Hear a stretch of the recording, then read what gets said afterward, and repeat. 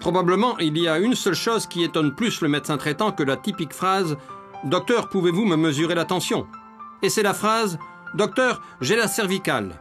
Combien de personnes viennent dans notre cabinet et disent « Docteur, j'ai la cervicale ?» Eh bien, heureusement, nous avons tous la cervicale. Mais qu'est-ce que c'est la cervicale? La cervicale est cette portion-ci de la colonne vertébrale. Celle-ci qui va de la colonne dorsale, à savoir la partie centrale de la colonne vertébrale, et qui arrive jusqu'à la tête et qui unit la tête au reste du corps.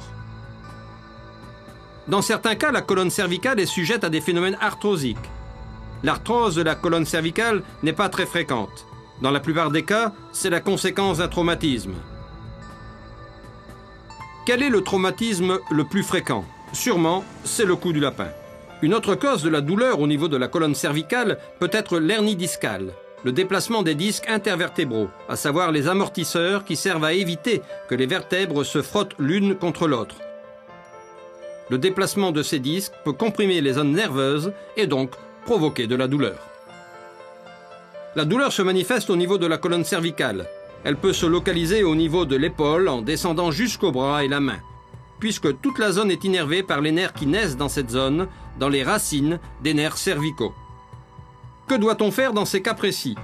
Sûrement une séance de physiothérapie, un massage exécuté avec professionnalisme par un expert physiothérapeute peut favoriser la décontraction des muscles et aider le cou à reprendre peu à peu ses mouvements naturels pour améliorer la situation générale. La fangobalnéothérapie est également utile. Il s'agit d'une thérapie naturelle à base de boue et d'eau thermale qui peuvent avoir un effet anti-inflammatoire important, atténuer l'inflammation locale, diminuer la zone enflammée et permettre à la colonne de mieux bouger.